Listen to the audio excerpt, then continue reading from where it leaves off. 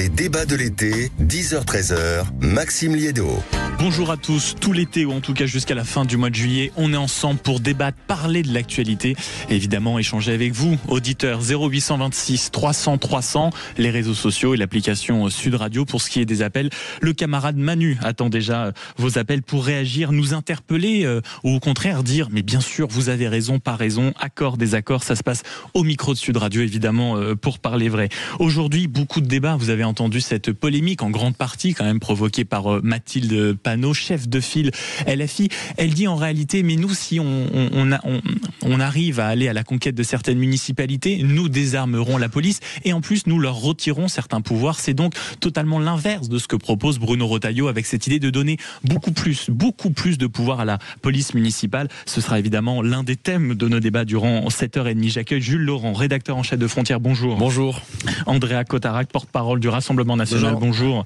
Radi Slimane, co-chef de file France Insoumise aux élections municipales à Montpellier. Bonjour à tous. Merci d'être avec nous et votre présence sera utile pour essayer de comprendre la pensée complexe de Mathilde Panot. J'ai aucun doute là-dessus. Et Jacques Millard, bonjour, maire de Maison Lafitte et auteur de Bye Bye et Fraternité, camarade Jacques Millard, et auteur de Bye Bye Démocratie, la Fond Presse. Ça va être déjà une très très belle émission. Avant qu'on se plonge dans les thèmes de l'actualité, on va parler, je vous le disais, de la police municipale. Faut-il la désarmer? La question des élus locaux, ça nous concerne et c'est un sujet qui intéresse beaucoup nos éditeurs. Faut-il mieux les indemniser? Les chiffres de la démission des maires est absolument sidérant. 2189 maires ont démissionné de leurs fonctions entre juillet 2020 et mars 2025. C'est quand même 6 maires. C'est un phénomène totalement inédit. Est-ce que l'argent est le remède un peu miracle pour les faire rester en fonction? On développera cela. Et puis Emmanuel Macron, je ne sais pas si vous l'avez entendu, il s'est incrusté au meeting des Jeunes en Marche, qui étaient les jeunes avec Macron. Pathétique. Voilà, Jacques Millard est déjà, on va adorer, il était chez lui. Il était chez lui et il a dit quand même cette petite phrase, mais arrêtons de nous concentrer sur 2027, ce n'est pas le moment. Moi j'ai besoin de vous dans les 2 ans, les 5 ans, les 10 ans à venir, d'où cette question sur les réseaux sociaux et l'application Sud Radio. Est-ce qu'Emmanuel Macron jusqu'en 2032 doit rester dans la vie politique? 0826 300 300. Mais d'abord, vous connaissez le rituel, les coups de cœur, les coups de gueule de chacun. On va commencer par vous, Jules, coup de cœur pour Mistral IA, c'est ça? Exactement. Ça, en fait, c'est dans un cadre précis, c'est-à-dire que Mistral IA et le Luxembourg ont annoncé un partenariat. Alors, juste pour que les auditeurs comprennent bien, Mistral IA, c'est vraiment l'intelligence artificielle française développée par des anciens qui viennent de DeepMind. Et donc ça vient de Google. Donc, c'est des mecs vraiment très très brillants qui ont réussi à développer une IA française qui va servir à l'autonomie stratégique française. Et on voit qu'ils ont réussi aujourd'hui à s'exporter un petit peu au niveau de l'Europe parce qu'ils vont justement doter le Luxembourg et notamment son administration de l'IA française. Donc le Luxembourg dit qu'il va s'en servir au sein de son administration pour simplifier les procédures et autres, également pour assurer son autonomie au niveau du ministère de la Défense. Donc c'est des partenariats stratégiques qui sont très très importants et ça permet en fait à ce que la France devienne vraiment le leader en Europe finalement de l'intelligence artificielle. On parle toujours de ce sujet, vous savez, il y a les géants DeepSeek, le chinois. Il y a OpenAI avec les Américains. Et ben on a Mistral, financé aussi par des Français, par Xavier Niel, par Rodolphe Saadé, qui ont fait une école de l'intelligence artificielle du côté de Marseille, je crois. Et QTAI, exactement, c'est un laboratoire qui a été financé. Et c'est une très très bonne nouvelle d'avoir des personnes dans la tech comme Arthur Mensch qui a 32 ans et qui est absolument brillant. Bien sûr. Et autour de la table, c'est vrai qu'on a quand même l'habitude, nous en France, on va dire, de se laminer sur de déplorer l'état des chercheurs, l'état de l'intelligence artificielle. On entend souvent l'Europe colonie des États-Unis en tout ce qui concerne le numérique. Rani Slimane, vous regardez ça d'un bon œil. Enfin, la France rayonne sur l'intelligence artificielle. Oui, bon, rayonner, moi, c'est pas mon sujet. C'est est-ce que c'est utile au pays? Est-ce que c'est utile aux gens? Le rayonnement, c'est pas. On est la France, on a je sais pas combien de milliers d'années d'histoire, on n'a pas besoin de rayonner, on sait qui on est. Non, mais c'est un enjeu du futur. Aujourd'hui, quand on parle, c'est pour ça, dans ce sens-là, rayonner, si on peut être leader dans ce domaine-là, c'est bien. En termes d'image, justement, moi, je trouve que ça fait quelques années qu'on est beaucoup sur l'image. Non, ce qui compte, c'est vraiment les fondamentaux. Est-ce que ce qu'on fait, ça sert? Moi, vous vous réjouissez ou pas? Oui, en tout cas, la chose que je vois par rapport à l'intelligence artificielle, c'est que déjà la première chose qu'il faut dire, c'est que notre époque manque cruellement d'intelligence et malheureusement, ça sera pas l'intelligence artificielle qui nous aidera. Mais par contre, effectivement, dans les enjeux technologiques, les enjeux tout simplement du futur qui se présente à nous, même du présent.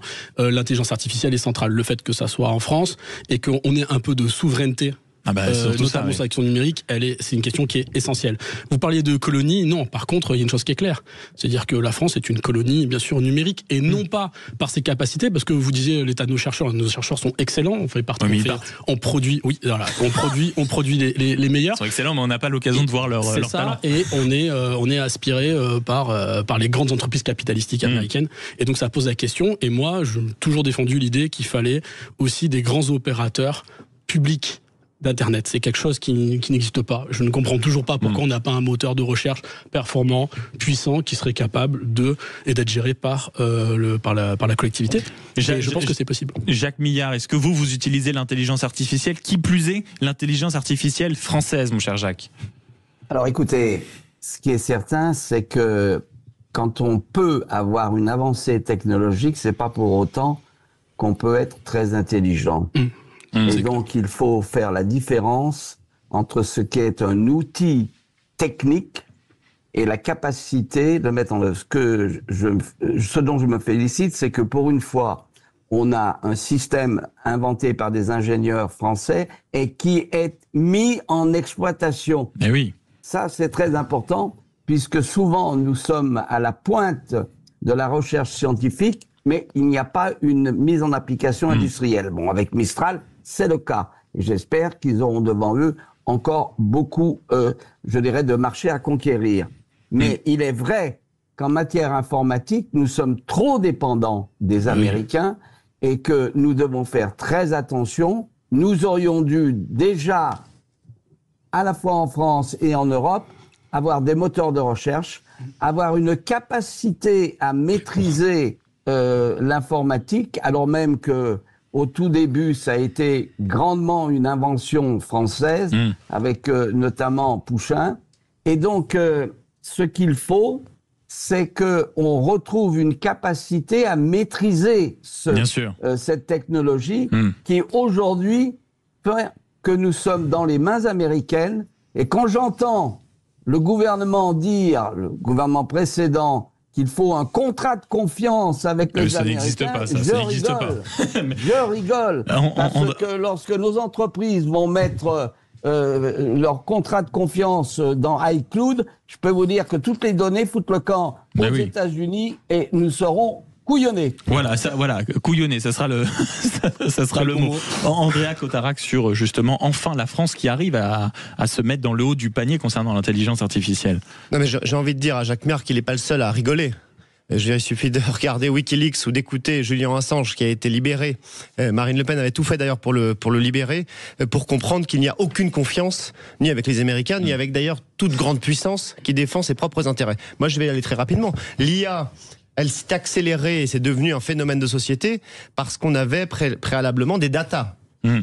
Première question en matière de souveraineté, 3000 sources françaises sont contrôlées par les Américains dans notre pays, de data. C'est-à-dire que la base, les briques de la construction de l'intelligence artificielle sont déjà contrôlées par les États-Unis d'Amérique. Mais il faut progresser. Moi, je suis tout à fait d'accord avec ce qui a été dit sur, on va dire, l'espoir français. Et deuxièmement, c'est un outil. Donc, reste à savoir ce qu'on en fait, reste à savoir ce que les politiques publiques entendent faire avec cet outil. Et le troisième point dont vous n'avez pas parlé, c'est l'éducation. L'éducation aux Français, l'éducation aux agents publics, l'éducation aux fonctionnaires, aux hauts fonctionnaires sur comment on utilise l'intelligence artificielle. Parce que je vais vous dire une chose, la plus grande fracture qui est devant nous, la fracture nationale, territoriale, sociale, c'est la fracture numérique. C'est la fracture numérique. Ceux qui sauront utiliser ces outils seront dans le très haut du panier, ceux qui ne sauront pas utiliser ces outils seront complètement largués. Andrea Cotarac, porte-parole du Rassemblement National, je vous propose de garder la parole pour votre coup de gueule, vous, sur sur le Conseil de défense qui a été convoqué, on va dire, en dernière minute par Emmanuel Macron. Il a lieu 1 mois et demi après la sortie du fameux rapport sur l'entrisme des frères musulmans dans le pays. Et vous dites, bon, au final, quoi, c'est encore un Conseil de défense pour rien parce qu'on prend pas le sujet à bras-le-corps ? Oui, c'est ni un coup de gueule, ni un coup de cœur, c'est un coup d'ennui, en fait. C'est-à-dire que le disque est un peu rayé. Vous pouvez l'inventer, c'est pas interdit. Monsieur Retailleau nous a parlé pendant 3 mois. Attention, je vais déclassifier le rapport sur l'entrisme des frères musulmans dans les institutions. Bon, très bien. 3 mois plus tard, il le déclassifie. Il n'y a pas grand-chose, en tout cas, dans ce rapport, dont nous n'étions pas au courant. Puis, il faut un conseil de défense pour le déclassifier. Puis, maintenant, 1 mois et demi après, Monsieur Macron se réveille en expliquant qu'il va convoquer un conseil de défense sur ce sujet. Il y a 2 façons de voir les choses. Nous, on voit les choses sur le fait qu'il faut agir pour protéger nos institutions, agir pour protéger nos valeurs, agir pour protéger la France, la République, agir pour s'attaquer à ces idéologies totalitaires. Marine Le Pen avait proposé une proposition de loi pour s'attaquer pas simplement à l'islamisme, mais à l'ensemble des idéologies totalitaires qui fracturent et s'attaquent à notre pays. Ça allait de la définition de l'incompatibilité de ces idéologies politiques avec la République. Ça allait 40 articles sur l'enseignement, sur les salariés, sur les agents publics, sur la culture, sur la communication, sur les personnes morales, sur le droit des étrangers, sur revoir le code pénal. Vous ne croyez pas à une issue plus favorable, plus forte que c'est après ce Conseil de défense? C'est absolument global qu'il faut voir les choses. Et puis il y a l'autre vision des choses, c'est celle du parti unique, qui va de la France insoumise à Laurent Wauquiez. Oui, on vous répondra. Oui, il n'y a aucun problème. D'ailleurs, Laurent Wauquiez a été réélu grâce aux électeurs de Jean-Luc Mélenchon, encore faut-il le rappeler. Eux, ils ont souvent peur. Peur d'être accusés de racisme, peur d'être accusés d'être anti-musulmans, peur. Monsieur Attal, c'est pareil. Alors là, il sort sur l'interdiction du voile pour les moins de 15 ans ou je ne sais quoi. Mais restons sur justement l'entrisme des frères musulmans et le rapport et le Conseil de défense. La première des choses à faire, c'est de définir le problème, définir les enjeux. Et je constate qu'à part le Rassemblement national, personne n'a défini les enjeux en face. Quand est-ce que nous allons faire la différence entre l'islamisme et les musulmans? Quand? L'islamiste, le musulman, il croit en Dieu, il respecte les autres, il respecte la loi. L'islamiste, il croit en Dieu et il massacre les autres. Il veut s'imposer, il veut s'ingérer dans les affaires institutionnelles. Première des choses, s'attaquer à l'islamisme, c'est défendre la France et défendre la République, certainement pas s'attaquer aux musulmans. Quand est-ce qu'on fait la différence, Rani Slimane? En fait, moi, cette histoire de rapport est quand même incroyable. C'est là où quand même on sait qu'il n'y a rien dans ce rapport. Monsieur Retailleau a juste une envie de placement politique pour aller mordre sur l'électorat du Front National, ce qui me fait moi voir de l'autre côté un parti unique qui va de Marine Le Pen jusqu'à Monsieur Attal, où on exhibe à longueur de journée. Vous êtes tous très souples ce matin-là. Oui. On n'a pas fait d'alliance aux législatives. Et la chose... Moi, c'est la réalité. Vous, c'est une théorie. La chose qui est importante, c'est que en fait, il y a la question des...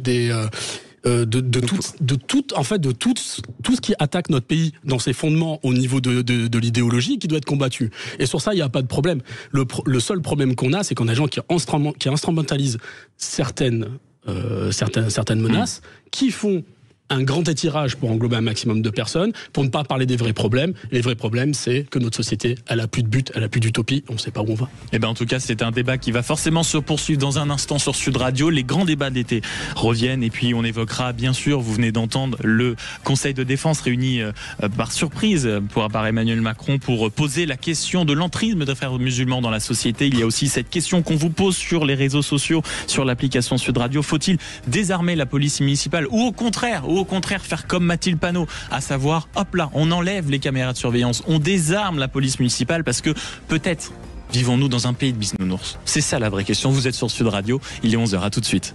Question. Sud Radio. Parlons vrai. Sud Radio. Parlons vrai. Sud Radio, les débats de l'été, 10h-13h, Maxime Liédo. 1 heure de débat pour justement aussi vous confronter à nos 0826 300 exprimer vos accords, vos désaccords avec ceux qui nous accompagnent aujourd'hui. Jules Laurent, rédacteur en chef de Frontières, Andrea Cotarac, porte-parole du Rassemblement National, Radi Slimane, co-chef de file France Insoumise aux élections municipales de Montpellier et Jacques Millard, maire de Maisons-Laffitte et auteur de Bye Bye Démocratie aux éditions La Fond Presse. C'est vrai que là on était en train de se dire, bon finalement l'entrisme, les frères musulmans, parce qu'Emmanuel Macron, président de la République, a convoqué un peu à la surprise générale un nouveau conseil de défense 1 mois et demi après, justement la publication ou du moins la déclassification de ce rapport. Il y en a un qui dit entre Andrea Cotarac et Rani Slimane, oui enfin bon en fait ce rapport n'a rien montré du tout, on s'en fiche, il y a d'autres préoccupations, et l'autre qui dit justement en fait ce rapport il nous a rien appris parce qu'on savait déjà tout, l'entrisme des frères musulmans est au maximum. Où est le point de vérité peut-être, Jules Laurent? Je pense que ce rapport il a un défaut. Le problème, c'est de se concentrer sur la question des frères musulmans. C'est-à-dire qu'on devrait plutôt se concentrer sur la question de l'islamisme en général, qui est absolument protéiforme. Il va du salafisme jusqu'au frérisme, pardon. Et dès lors, en fait, dès lors qu'on se concentre sur cette question des frères musulmans, on est là en train de se dire est-ce que lui il est frère musulman, est-ce que lui il l'est pas et autres. Et en fait, finalement, c'est quelque chose qui est très difficile à savoir. C'est une confrérie du secret et autres. Donc certains sont assermentés, certains ne le sont pas. On est dans des choses d'ailleurs qui sont très théorique, théologique, compliqué, alors qu'en fait il y a un pragmatisme à lutter contre l'islamisme. Il y a des choses qui sont simples sur la question du voile, sur la question de dispositions à prendre concrètes, qui feraient vraiment reculer l'islamisme sans aller directement en fait au rapport de force sur qui est frère musulman et qui ne l'est pas. Donc je pense qu'en fait à travers ce conseil de défense, Emmanuel Macron il sait très bien où il va. Il sait que en fait il n'en débouchera rien, que derrière il y aura pas. Il y a un mois et demi à la base ça s'était quand même réglé sur on va dire engueulade avec Bruno Retailleau en disant j'ai détesté le fait que vous publiez ce rapport dans un mois et demi, donc visiblement maintenant, moi je veux des solutions concrètes. Vous n'y croyez pas, même Rani Slimane, vous n'y croyez pas non plus à ce que les solutions concrètes contre quoi en fait? Contre quoi? Contre l'entrisme, on le voit. Attendez, le rapport. En fait, je vais répondre à ma propre question. Ah oui, c'est pour ça. Prévenez-moi dans ce cas-là. Non, en fait, contre quoi on lutte? C'est quoi? C'est une question de terrorisme? C'est une question de terrorisme. Il y a pas mal de choses à faire sur la question des armes, sur la question des réseaux, sur la question de la surveillance et de notre outil de police judiciaire qui a été complètement démonté par Monsieur Darmanin. Ça, c'est des vraies questions. On lutte contre quoi? Contre de l'influence. Vous parliez de lutter contre le voile. Comment ça, lutter contre le voile? Moi, ce que je sais, c'est qu'on a une loi de 1905, c'est une loi d'Hérin. Elle est équilibrée. Moi, je la considère comme parfaite. Il y a les endroits où il y en a. Il y a des signes extérieurs de rigidité, pas que le voile d'ailleurs, et des signes et des endroits où il n'y en a pas, et des endroits où il y en a. Donc c'est un faux débat pour vous?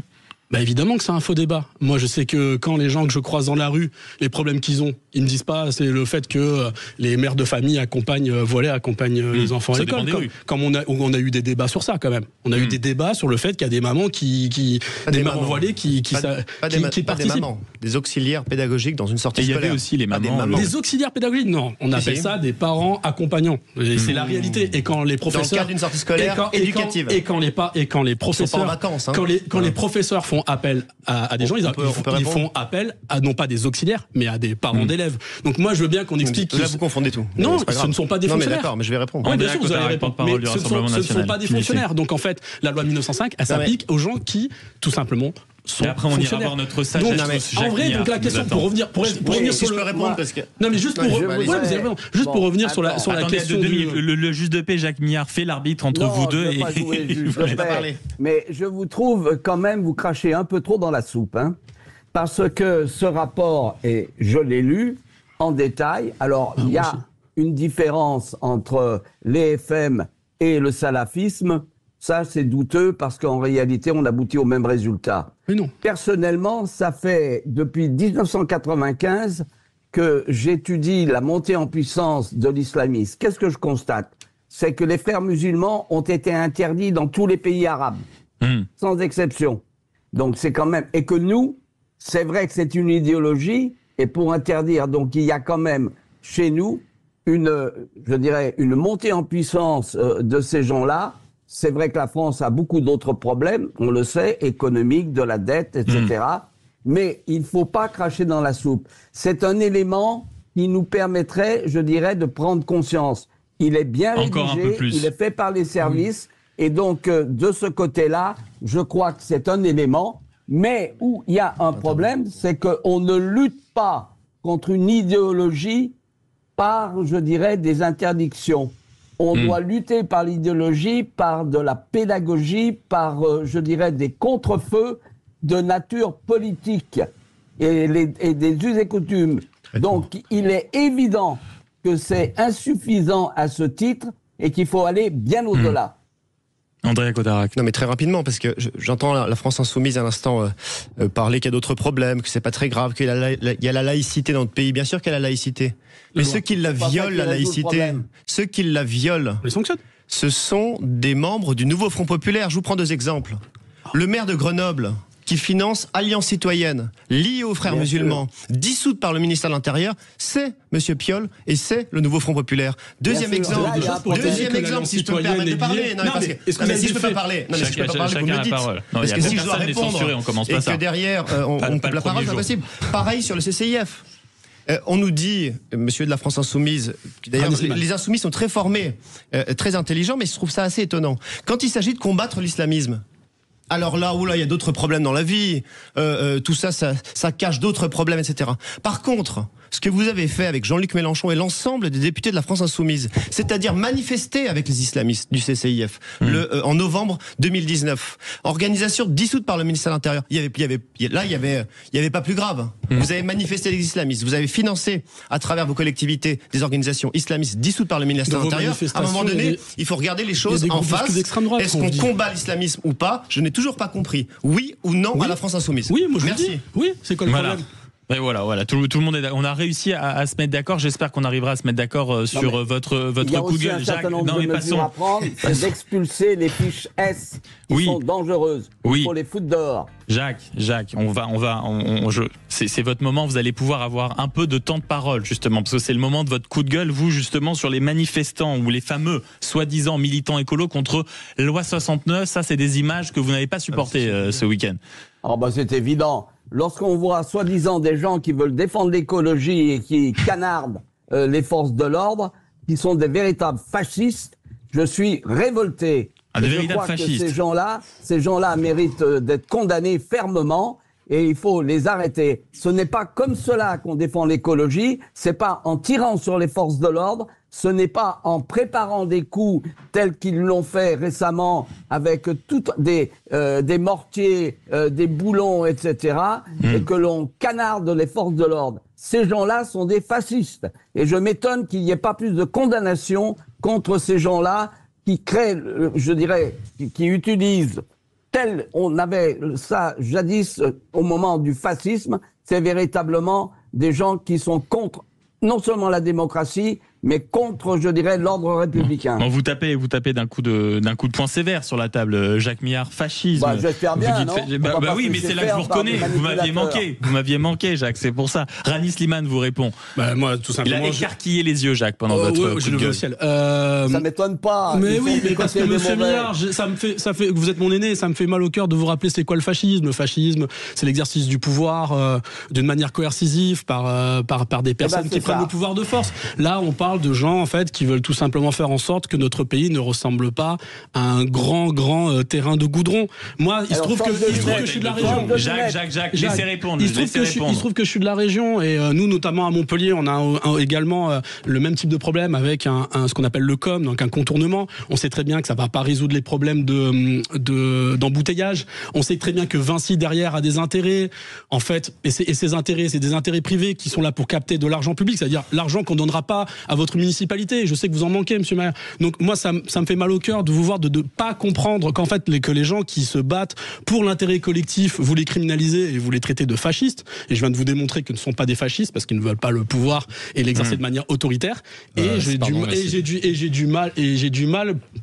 mal au cœur pour vous également de pas comprendre qu'en fait nos petits-enfants ont besoin d'un monde qui soit vivable. Les collectifs qui sont présents sur place, par exemple, l'un des collectifs centrales, c'est les Soulèvements de la Terre. Les Soulèvements de la Terre, ils ont théorisé dans un livre dernièrement la violence, l'utilisation de la violence, qui est un pragmatisme pour eux vis-à-vis de la police, vis-à-vis des forces de l'ordre, pour obtenir des victoires. Pardon, mais obtenir des victoires politiques par la violence, en frappant et en brûlant des policiers, ça c'est du fascisme. C'est exactement la définition que vous venez de donner. Et ce sont le comité centralisateur de ces mobilisations. Derrière cela, il y a évidemment des manifestants qui sont aussi pacifiques, qui sont montrés sur certaines des images de propagande de gauche. Sauf que c'est de la propagande. Donc quand c'est pacifiste, c'est de la propagande. Je vais vous expliquer pourquoi. Je vais expliquer pourquoi. Parce qu'en fait, ce sont les mêmes qui viennent cacher, qui viennent justement abriter tous les casseurs et tous ceux qui ont lancé des cocktails Molotov sur la police. En fait, ce sont les mêmes. C'est un groupe commun qui accepte la violence. Il y en a certains qui l'utilisent, d'autres qui l'acceptent et qui cachent ceux qui utilisent la violence. La violence, c'est la désobéissance civile. C'est théorisé. Non. Je sais un cocktail Molotov sur un policier, c'est pas la désobéissance. Doucement. Je pense que vous n'avez pas besoin de crier. Non mais écoutez-moi. Jeter un cocktail Molotov sur un fourgon de police, c'est pas la désobéissance civile. La désobéissance civile, c'est d'être en capacité d'aller sur un terrain là où on veut créer quelque chose. Ils ont pas jeté des cocktails Molotov sur la police, c'est seulement la terre. C'est d'aller.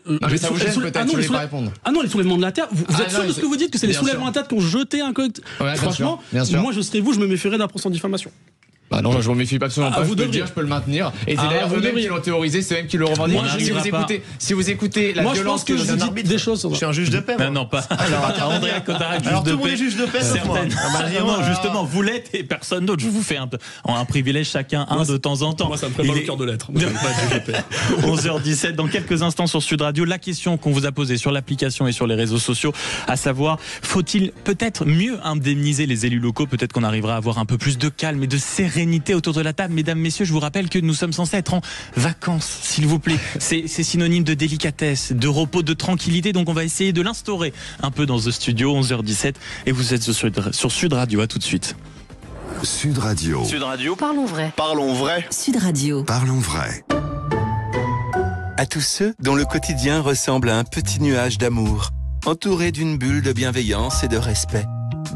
C'est super en attendant à tous les autres qui trouvent que le quotidien, c'est pas assez bien pour être cher. Intermarché propose jusqu'à 1000 produits du quotidien à prix bas, comme le paquet d'emmental râpé 200 grammes pâturage, une marque Intermarché, à 1,65€ seulement. Et c'est aussi sur notre appli. Intermarché, tous unis contre la vie chère, soit 8,25€ le kilo, transformé en France. Pour votre santé, bougez plus. Écoutez Sud Radio Valenciennes en DAB+. Sud Radio. Nord Auto. Tiens, t'as ressorti ton vélo, toi. Tu vas où? Faire un tour en voiture. Un tour en voiture à vélo? T'es sûr que ça va? Mais oui, le vélo est sur la voiture avec mon nouveau porte-vélo Nord Auto à seulement 24,99€. 24,99€? C'est pas vrai. Et si, c'est vrai. En ce moment, le porte-vélo de toit Nord Auto Vertic 145 avec antivol intégré est à seulement 24,99€. Avec des prix comme ça, pas étonnant qu'on soit la marque préférée des Français. Étude Opinionway, mars 2024. Conditions en centre et sur nordauto.fr. Bonjour, c'est votre banque pour une vérification de sécurité. Pouvez-vous me confirmer vos identifiants et mots de passe, s'il vous plaît? Bien sûr, c'est 2341VR et le mot de passe... Jamais un conseiller ne vous demandera vos codes, mots de passe ou identifiants bancaires. Il n'en a pas besoin. Alors sur Internet ou par téléphone, ne donnez jamais ces données. Ceci est un message des banques françaises et de la Banque de France. Lidl, réélu encore et encore, meilleure chaîne de magasins de l'année dans la catégorie fruits et légumes. Allô, j'ai plus de jus. Et moi, j'en peux plus. En ce moment, le kilo de nectarine est à 2,99€ au lieu de 3,99€ avec l'appli Lidl+. Moins 25% avec Lidl+. Et Origine France, hein, on est mal. Avec la garantie satisfait ou remboursé, Lidl vous rembourse si vous n'êtes pas satisfait de la fraîcheur des fruits et légumes. 2,99€ le kilo avec Lidl+, catégorie 1, variété chair jaune ou blanche, calibre 67-73, Origine France. Offre valable jusqu'au 9 juillet. Plus d'informations sur Lidl.fr. Sud Radio, les débats de l'été, 10h-13h, Maxime Liédo. On ne vous lâche pas et je peux vous dire à Paris, si on n'est pas du tout à un niveau caniculaire dehors, l'ambiance dans le studio est vraiment brûlante avec nos invités Jules Laurent, rédacteur en chef de Frontières, Andrea Cotarac, porte-parole du Rassemblement National, Jacques Millard, maire de Maison Lafitte et auteur de Bye Bye Démocratie, et Rani Slimane qui est co-chef de file France Insoumise aux élections municipales à Montpellier. Vous voulez nous interpeller, participer à la discussion, 0826 300 300. Il y a un coup de gueule, Rani, votre dernier, et vous nous avez dit je vais faire court. On aura place ensuite au vrai débat, à la question notamment qu'on vous pose sur l'application et sur les réseaux sociaux de Sud Radio, à savoir est-ce qu'il faut ou pas mieux armer, désarmer la police? C'est en tout cas la suggestion de Mathilde Panot. Et puis Emmanuel Macron, je ne sais pas si vous avez entendu la petite musique que le président de la République a laissé filer ce week-end en disant mais 2027 c'est bien, mais les jeunes en marche là, tous ceux qui me soutiennent, c'est pas... Je vais avoir besoin de vous dans 2 ans, dans 5 ans, dans 10 ans. D'où cette question. Faut-il que le président de la République actuelle reste dans la vie politique? On attend votre coup de fil, 0826 300 300. Le camarade Manu est déjà au standard, prêt à vous accueillir. Mais votre coup de gueule, mon cher Rani, c'est le plus grand détournement d'argent de l'histoire de France qui, selon vous, est toujours en cours. Évidemment. Moi, j'adore les films de casse et de gangsters, mais simplement les films, pas plus. Et là, ce que je vois, c'est que, en fait, chaque année, il y a entre 150 et 250 milliards. On ne sait pas trop parce que c'est opaque. Et sur cette somme que je viens de vous annoncer, 80% est capté par quelques-uns. C'est quoi? Ce casse qui a lieu et qui est encore en lieu et qui a été mise en place par François Hollande. C'est l'aide aux entreprises. Alors, quand je parle des aides aux entreprises, on va se mettre d'accord direct. Je ne vous parle pas de la TPE et je ne vous parle pas de votre artisan. Je vous parle de Sanofi, je vous parle de Total, je vous parle des trucs comme ça. Sujet sur lequel il y a eu d'abord une commission d'enquête. Tout à fait, tout à fait. Et le rapporteur sera avec nous cette semaine. Et ce que l'on constate, c'est que vous allez avoir... Donc, c'est du crime organisé. Moi, je le dis, c'est du crime organisé. Vous avez de l'argent public, c'est l'argent de notre sueur de notre front, celle de nos parents, de nos frères, de nos sœurs, de nos voisins, qui s'évapore dans la poche de quelques-uns. C'est des chiffres qui sont même pas en plus précisément chiffrés. C'est très opaque, donc ça fait vraiment peur. Mais par exemple, on sait que, pour parler d'une entreprise qui est implantée chez moi à Montpellier, Sanofi, on sait très bien qu'ils ont engrangé plusieurs milliards et que là, ils ont supprimé 1500 postes de chercheurs. Des fameux chercheurs dont on parle pour la technologie française, avec... pour l'intelligence artificielle. Et pour la santé, vous en parlez la santé, recherche et développement. Ou le recherche et développement, au moment où on sait que, par exemple, de temps en temps, il y a des épidémies, quand on les voit pas arriver, qui arrivent. Donc ces aides distribuées, c'est du crime organisé. Parce que vous avez dit, je fais court, je vois qu'on n'y arrive pas autour de cette C'est de l'escroquerie, c'est du crime organisé. Et il va falloir combattre le mal à la racine. Ça a été instauré par François Hollande. Et ça a été accéléré par Emmanuel Macron, ce grand tout du milieu qui n'a qu'un seul but, c'est prendre l'argent des Français pour le donner aux autres. Jacques Millard, maire de Maisons-Laffitte, est-ce que nous devons voir François Hollande comme un remake d'Ocean-Eleven, à savoir qu'il a organisé le crime auprès des grandes entreprises ?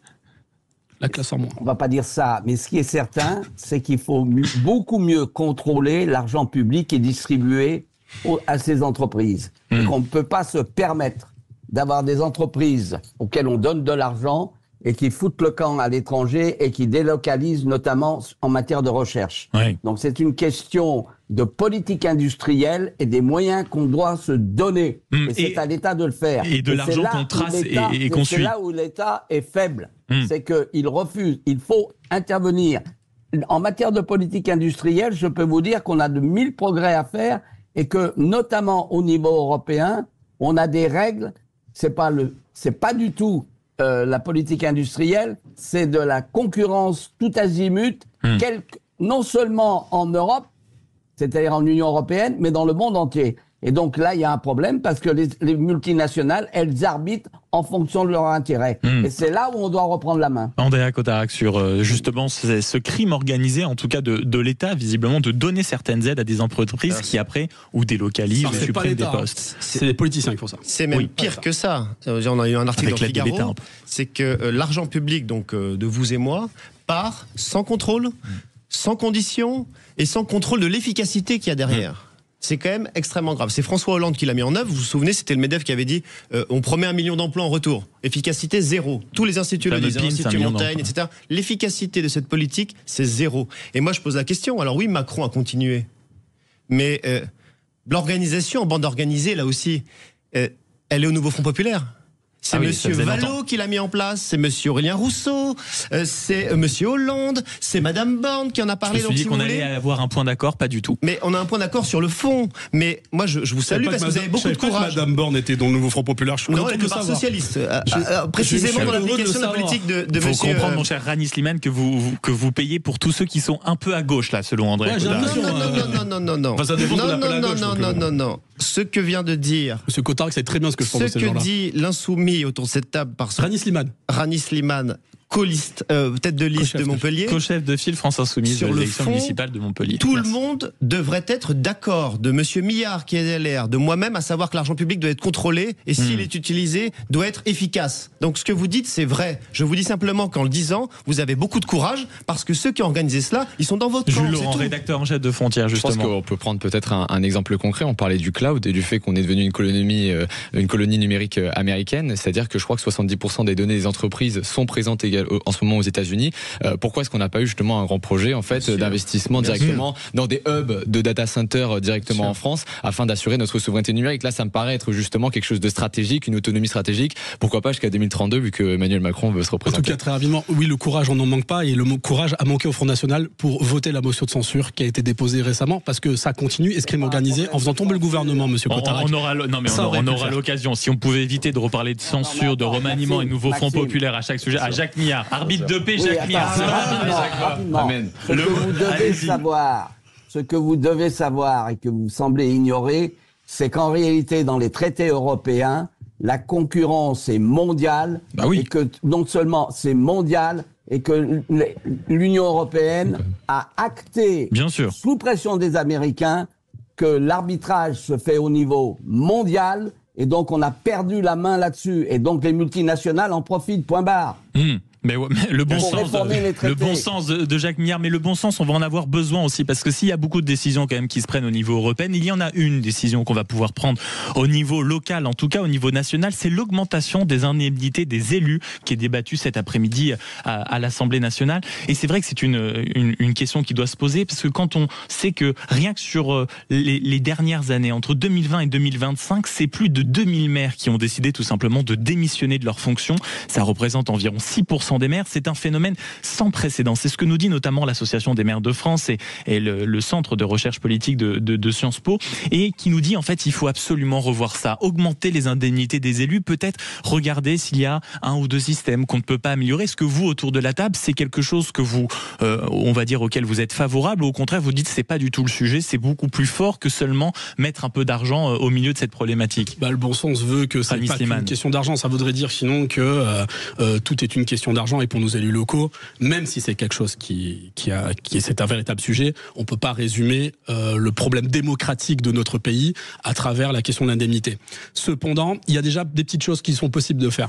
Moi, ce que j'ai rencontré avec les élus locaux, c'est la question de la reconnaissance. Il y a un grand manque de reconnaissance de l'État envers ces gens qui, et je parle pas dans les grandes villes, mais surtout dans les petits villages et les petites villes, endossent un véritable sacerdoce pour rendre service. Juste une petite chose. Moi, il y a quelque chose qui me semble fondamental, c'est notamment sur les élus d'opposition, parce qu'on a un vrai problème. C'est-à-dire que dans les mairies, les élus d'opposition ont peu de pouvoir, et aussi également des indemnités très basses, qui ne permettent pas d'avoir ce contrôle démocratique. On manque de contrôle démocratique à tous les échelons de la République, également au niveau local. Il en faut davantage. Je me souviens d'un sondage qui a été publié il y a 2-3 mois, ça avait été en une du Parisien Week-end, justement sur les maires et l'insécurité. Il y avait un chiffre extraordinaire dans ce sondage qui disait que 56% d'entre eux se sentaient abandonnés par l'État. Jacques Milliard, comment vous regardez cette initiative, ou en tout cas ce débat qui va avoir lieu cet après-midi? L'indemnité, indemnités, c'est un point.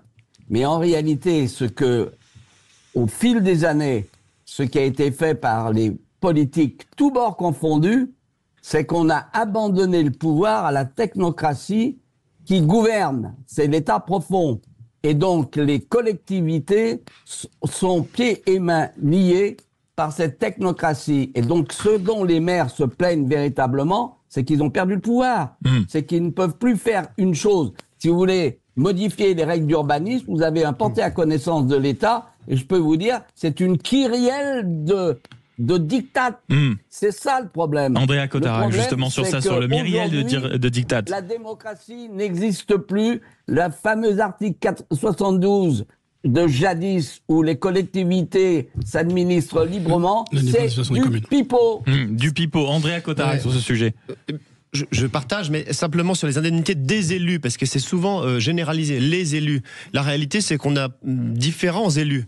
Et quand on voit que le député européen gagne, je sais pas, 12 000 euros par mois, et que la France rajoute 10 milliards d'euros dans la contribution au budget de l'Union européenne, on peut se poser des questions. Quand dans le même temps, on a des maires de petites communes qui travaillent tous les jours, jour et nuit, et qui ont peur de se faire payer pour eux-mêmes, pour ne pas grever le budget de leur commune. Donc la réalité, c'est pas les indemnités des élus, c'est une certaine justice entre ceux qui sont en première ligne et les autres. Jules Laurin, le mot de la fin, en tout cas, sur ces coups de cœur, coups de gueule. Ce qui est sûr, c'est qu'il faut rajouter aussi toute la complexité, c'est-à-dire dans une petite commune, monter une liste paritaire, vous savez, non mais ça c'est le délire total justement de l'inclusivité. Ça vient d'où ? Ça vient de la gauche. Non, on recommence. Non mais voilà, c'est le genre de choses. Concentrons-nous sur la place des femmes dans la démocratie. De la gauche, on en est très Jules Laurent. Mais c'est parce que vous sentez aussi des femmes pour mettre des femmes. Il y a des femmes qui sont très talentueuses et qui n'ont pas besoin.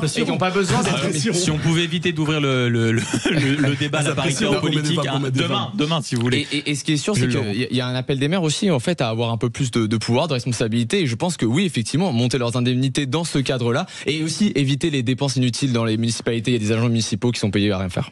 Mais ben voilà, ça sera le mot de la fin. Dans un instant, la question, Emmanuel Macron doit-il rester dans la vie publique jusqu'en 2032 ? C'est en tout cas la petite musique qu'il a commencé à distiller ce week-end. Beaucoup de gens le souhaitent. Peut-être aussi qu'il y a beaucoup de gens qui ne le souhaitent pas. On se retrouve dans quelques minutes. Vous êtes sur Sud Radio et on vous accompagne tout l'été. À tout de suite. Sud Radio. Sud Radio. Parlons vrai. Parlons vrai. Sud Radio. Parlons vrai. Sud Radio, les débats de l'été, 10h-13h, Maxime Liédo. Encore une demi-heure pour ferrailler sur l'actualité du jour et cette question qu'on vous pose sur nos réseaux sociaux, évidemment l'application Sud Radio également. Souhaitez-vous qu'Emmanuel Macron reste dans la vie politique jusqu'en 2032 ? Parce que oui, le président de la République a glissé cette petite idée alors que les jeunes avec Emmanuel Macron sont devenus les jeunes en marche. On n'est pas non plus sur une transgression totale. Le chef de l'État a fait une petite apparition surprise en disant mais 2027 c'est pas l'objectif. L'objectif c'est dans 2 ans, dans 3 ans, dans 5 ans, dans 10 ans. Bref, j'ai besoin que vous soyez avec nous et auditeurs de Sud Radio, j'ai besoin que vous soyez avec nous dans le studio pour débattre en notre compagnie. Je rappelle que nous sommes toujours en compagnie de Jules Laurence, rédacteur en chef de Frontières, Andrea Cotarac, porte-parole du RN, Rani Slimane, co-chef de file France Insoumise aux élections municipales à Montpellier et Jacques Millard, maire de Maisons-Laffitte et auteur de Bye Bye Démocratie. Comment vous avez observé on va dire ce petit teasing du président de la République, je vous le dis immédiatement, que ce soit sur les réseaux ou sur l'application, à la question souhaitez-vous qu'Emmanuel Macron reste dans la vie publique ? Étonnamment, le non l'emporte, mais alors très très très largement. Autour de la table, on était déjà en train d'en discuter avant, on va dire que les micros s'ouvrent. C'est destructeur pour son camp, vous disiez, Rani Slimane, c'est ça ? Moi, je pense que ce qui s'est passé, c'est un acte politique, c'est un moment politique, pas un acte, mais un moment politique fort. Ça acte la fin de l'escroquerie qu'a été ce qu'on appelle le macronisme. Ce truc où on nous explique qu'il n'y a pas de gauche, il n'y a pas de droite, on va essayer de faire converger toutes les énergies et tous les mots valises dont ils ont été les plus grands pourvoyeurs depuis les 7 dernières années. C'est la fin d'un moment, c'est la fin d'un camp politique, c'est la fin d'une mascarade. Tout simplement pourquoi ? Parce que Emmanuel Macron est incapable d'assumer une pérennité en dehors de lui, dans son camp politique. Et bien pourtant, on va l'écouter parce que vous allez voir ce qui fait qu'on va arriver à un moment fort qui va être tout simplement qu'à la fin, moi j'en suis persuadé, Jean-Luc Mélenchon l'avait dit il y a très longtemps, à la fin ça sera nous contre eux, à savoir notre bloc à nous, face à celui de M. Cotard. Mais visiblement, Emmanuel Macron ne le voit pas comme ça, parce que j'aimerais qu'on écoute très précisément, et quasiment en totalité, l'extrait de ce moment, c'était ce week-end. Pour les 2 ans qui viennent, chaque jour, Jean-Luc avait raison. Pour dans 2 ans. Je l'ai pas cru. Mais j'ai aussi besoin de vous, pour dans 2 ans, pour dans 5 ans, pour dans 10 ans, parce que vous serez là, et parce que comptez sur moi, je serai là avec vous. C'est ça qui est extraordinaire, c'est cette phrase de fin, c'est parce que je serai là avec vous. Jules Laurence, est-ce que vous êtes d'accord avec Rani Slimane qui dit c'est un acte politique réellement ce qu'on vient d'entendre, et ce à quoi on a assisté ce week-end? Je suis assez d'accord, il est absolument persuadé de toute façon de sa destinée. Je vais être un peu vache, c'est là où il a dit ça, c'est le cirque d'hiver, il y a à peu près 1200 places, je pense qu'il y avait à peu près 500 personnes pour voir la salle, donc c'est-à-dire qu'il y a vraiment plus personne, même au sein de la jeunesse, des jeunes avec Macron, pour le supporter. Moi, ce qui vraiment m'écoeure, c'est qu'il parle de 2032, il parle du futur, alors qu'il a tout simplement saboté l'autonomie stratégique de notre pays. Quand je vois les directions qu'ont pris la Chine, ils vont justement vers aujourd'hui les taxis volants, le nucléaire au thorium, ils ont une autonomie stratégique vis-à-vis des voitures en autonomie. Quand je vois les Américains avec l'IA, avec le cloud, et quand je vois que lui il a tout déstructuré, qu'il a fait tomber Fessenheim, et qu'il nous a projeté finalement vers l'inconnu sans direction stratégique, le fait qu'il se reprojette lui encore vers 2032 me répugne. Je suis vraiment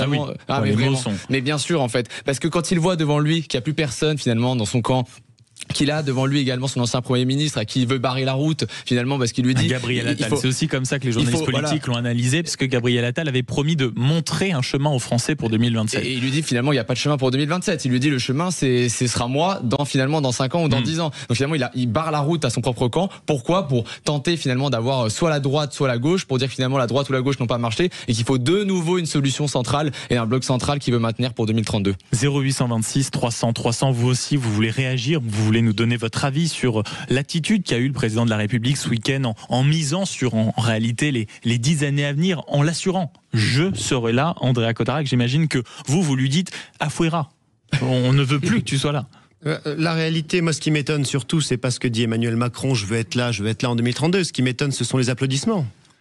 Et vous avez bien fait de le préciser, c'est qu'il y avait très peu d'applaudissements, que ce sont les jeunes avec Macron qui applaudissent, mais que quand on est président, les jeunes en marche, enfin les jeunes, je ne sais quoi, enfin bon, les jeunes jusqu'en 2032 peut-être, bon. Mais la réalité, c'est que Monsieur Macron a dirigé le pays, en tout cas l'aura dirigé pendant plus de 10 ans, puisqu'il était aussi précédemment à Bercy, et qu'il est temps de faire un bilan avant d'enjamber je ne sais quoi et de parler de 2032. Monsieur Macron, c'est le président qui nous disait qu'en 2017, il ferait 60 milliards d'économies par an. Il en a rajouté 1000 dans la dette de notre pays. C'est celui qui a accentué la fracture territoriale, qui a pénalisé le monde rural, qui s'est appauvri, c'est pas moi qui le dis, c'est l'INSEE. Fracture sociale, c'est celui qui expliquait qu'il y aurait un ruissellement, il a dépassé les 10 millions de pauvres dans notre pays. C'est celui qui nous parle d'autonomie stratégique, mais qui avait vendu les turbines hydrauliques d'Alstom aux Américains quand même. C'est lui qui l'a fait. C'est celui qui nous explique que le nucléaire c'est l'indépendance, mais c'est lui qui a signé la fermeture de Fessenheim, etc., etc. Par conséquent, les trois oiseaux qui applaudissent, c'est une chose, mais je pense qu'il faut faire un bilan de ce qu'a fait Emmanuel Macron. Vous venez de le faire, là. Monsieur Macron, c'est l'héritier de l'UMPS. Et demain, il n'y a plus de Macron. Je partage ce que vous avez dit. Nous avons deux forces aujourd'hui formées, très claires, qui savent ce qu'ils veulent pour leur pays. C'est la France Insoumise et le Rassemblement National. Volontairement, je pose aussi au milieu va exploser. Oui, vous ne croyez plus du tout, et Jacques Millard, je me tourne vers vous, vous ne croyez plus du tout dans les prochaines années, et je pense, bien sûr, en disant ça à 2027, à l'existence forte d'un bloc central. Est-ce que, au final, ce qu'a fait Emmanuel Macron, c'est de faire exploser le fameux bloc central? Bon. Pour revenir aux déclarations de Macron, moi je croyais que le 1er avril était dépassé. C'est aussi simple que ça. Et on s'étonne, on entend dire, c'est des jeunes, je savais même pas qu'il y en avait encore, des jeunes macronistes. Stasi était allé chercher des chômeurs, là je sais pas comment il a réussi encore à en regrouper quelques-uns. Non, c'est pathétique. Je le dis comme je le pense, c'est pathétique. L'échec de Macron est total. Il faut qu'il parte et il ne reviendra jamais. Les Français ont certes parfois peu de mémoire, mais là je crois qu'ils vont s'en souvenir. Hein, et il n'est pas prêt de revenir. Mais est-ce que vous entendez, Jacques, est-ce que vous entendez, si on peut rejoindre beaucoup de vos arguments, est-ce que vous entendez aussi cette petite musique qui dit, oui, en réalité, pour aussi décider dans un moment, pour garder le contrôle, de démissionner et de revenir en 2032, parce qu'avec, je cite, les agitations du monde, laissez-moi finir, Jacques, laissez-moi finir, avec les agitations du monde, on a quand même besoin de quelqu'un qui maîtrise un peu les dossiers internationaux et qui s'y impose. Et pour l'instant, dans la myriade de candidats de 2027, c'est pas ce qu'on voit le plus. Qu'est-ce que vous répondez à ça? Maxime, il a cassé la gouvernance française, la diplomatie française. C'est un suiviste. Et donc, il a cassé l'instrument diplomatique. Il est soumis partout, notamment aux Américains ou ensuite à Bruxelles. Et donc, il n'a rien compris comment fonctionne le monde. C'est malheureux, mais c'est comme ça. Et autour de la table, comment vous regardez justement ceux qui disent, mais avec l'agitation du monde, qu'on le veuille ou qu'on ne le veuille pas, je dis pas les conséquences, mais il avait, en tout cas quand il met les mains dans le cambouis des dossiers internationaux, il y arrive, et Frédéric Dabi, qui est souvent sur cette antenne, le précise, de plus en plus, les sujets internationaux pèsent. Donc est-ce que Emmanuel Macron ne pourrait pas bénéficier d'une certaine image favorable, pro-européen, internationale? Il y a une chose que Emmanuel Macron a liquider de la manière, à part nos droits sociaux, c'est bien, comme le disait Jacques Millard, la diplomatie française. On est la risée du monde, on n'a plus aucun poids politique, on n'a aucun levier. Le premier chef d'État à aller voir Donald Trump, c'est Emmanuel Macron. La relation... Aucun résultat. Sur le conflit au Proche-Orient, on a changé 8 fois de position. 8 fois de position, on est inaudible. Nos partenaires, tous les pays avec qui on a beaucoup de liens, des liens qui se sont faits dans l'horreur de la colonisation, mais qu'on aurait pu transformer en quelque chose de mieux, on n'y arrive pas, on est chassé de toute l'Afrique. C'est quand même assez incroyable. C'est quand même assez incroyable qu'un président ait autant liquidé l'héritage de la France. Et le symptôme en est, il s'est tellement raté à l'international qu'il y en a un qui veut faire campagne dessus, c'est Dominique de Villepin. Vous savez, il essaie justement d'avoir cette posture en disant le président doit prendre les affaires internationales à bras le corps. Moi, je vais donner un cap clair. Bon, évidemment, je suis en désaccord total avec le cap qu'il veut donner, mais on voit qu'il essaie justement d'aller sur les failles d'Emmanuel Macron, qui sont les failles de l'international. La France n'est plus écoutée. Andrea Cotarac, le mot de la fin sur ce sujet d'Emmanuel Macron qui visiblement se voit encore. Ah ben alors 2 fois plus court les deux. Non mais très rapidement, je crois qu'au contraire l'international c'est aussi un sujet où Emmanuel Macron a fait reculer la France. La France a reculé partout. Il a réformé et détruit le corps diplomatique et c'est lui qui a fermé le plus grand nombre d'ambassades et d'antennes françaises dans le monde. C'est celui qui a abandonné même la vision française depuis presque 1000 ans d'aider les chrétiens d'Orient, par exemple, au Liban, en Syrie. Et parallèlement, il fait même pire, c'est qu'il accueille Al-Jolani, qui est quand même un gars d'Al-Qaïda, pour les 10 ans des attentats du président Bataclan, pour les 10 ans de Charlie Hebdo, il accueille ce terroriste se balader à la Tour Eiffel. Donc je pense qu'il a ce talent, Emmanuel Macron, c'est même d'avoir réussi à se mettre à dos des pays qui ne s'entendent pas. Il s'est mis à dos le Maroc, il s'est mis à dos l'Algérie, il s'est mis à dos aussi le Maroc, ça va un peu mieux apparemment. Bah ça va un peu fort. Bon. La réconciliation. Jacques, le mot de la fin, Jacques. Il a fait revenir la France, Macron. Il y a une formule à avoir. Si le monde est agité, c'est pas en mettant à l'Élysée un agité qu'on va le résoudre. Ah super. Mais c'est la formule de Jacques Millard d'ailleurs. Est-ce que vous l'envisagez comme slogan de campagne, mon cher Jacques, pour 2027 ? De toute façon, j'ai toujours été contre Macron. J'ai siégé au Parlement, il était à côté de moi. J'ai compris qui il était, c'est-à-dire un nul et un amateur. Bon voilà, bon allez, ça c'est réglé. 0826 300 300, vous voulez participer à nos conversations, échanger, accord, désaccord. Vous savez que Sud Radio et la radio, on se parle vrai dans un instant. Faut-il mieux armer ou mieux désarmer la police? Deux camps s'affrontent sur les plateaux et sur le terrain politique, mais même au sein, vous allez voir des auditeurs de Sud Radio. Vous êtes bien, en tout cas, sur Sud Radio pour accompagner votre été. On se retrouve dans quelques instants pour la suite des grands débats de l'été. À tout de suite. Sud Radio, c'est vous qui donnez le ton.